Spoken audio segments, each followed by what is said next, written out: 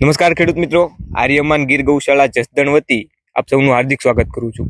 આજે આપણે આવી ગયા છીએ રાજકોટ જિલ્લાના બળદુઈ ગામે ખેડૂત મિત્રના ખેતરે જેણે આર્યમાન ગીર ગૌશાળાનું ખાતર વાપર્યું છે। તો સૌથી પહેલા તો ખેડૂત મિત્રોનો આપણે પરિચય લેવી, ત્યારબાદ ખેડૂત મિત્રને પૂછીએ કે તેને કેવું ખાતર લાગ્યું। તો ખેડૂત મિત્ર, સૌથી પહેલા તો તમારું નામ આપો। મારું નામ જાદવ દિનેશભાઈ કાનાભાઈ, ગામ બળદુઈ। બરોબર, તમે ખાતર વાપર્યું છે, કયું ખાતર વાપર્યું? મેં આર્યમાન ગીર ગૌશાળાનું ગોલ્ડન દાણાદાર ખાતર વાપર્યું છે। કેટલી બેગ વાપરી? 8 બેગ વાપરેલું છે, ઘઉંમાં ને ચણામાં। ઘઉંમાં ચણામાં, આ બાજુ છે ચણા છે, આ બાજુ ઘઉં છે, તમે જોઈ શકો છો। તો તમને કેવું રિઝલ્ટ લાગ્યું? મને રિઝલ્ટ ખૂબ સારું લાગ્યું, કારણ કે બીજા જે ખાતર નાખતો હોય એની કરતા બધી રીતે ફાયદો છે। બરોબર, એક જ વાર નાખવું પડે। આની પહેલા તમે કયું વાપરતા હતા?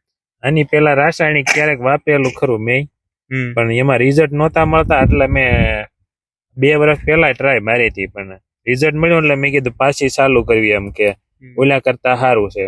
બરોબર છે। બીજા ખેડૂતોને તમે શું કઈ સંદેશ દેવા માંગો છો? બીજા બધા ખેડૂતોને હું કહેવા માંગુ છું કે ઓર્ગેનિક ખાતર જ વાપરવું એમ, કારણ કે એનાથી બેસ્ટ રિઝલ્ટ મળે છે। આપણે અત્યારમાં જમીનમાં ઉભા છીએ, ટોટલ કેટલા વીઘાની જમીન છે? એ ટોટલ 8 વીઘાની જમીન છે, એમાં મેં 8 બેગ વાપરેલું। બરોબર, 8 બેગ વાપર્યું છે, એમાંથી નાખ્યું કેટલું તમે?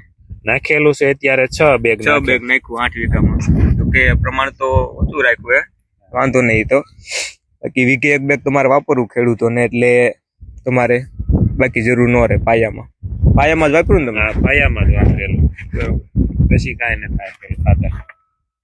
વિશ્વાસ અને મહેનત ખેડૂતોની સાચી ઓળખ એટલે આર્યમાન ગીર ગૌશાળા, જસદણ।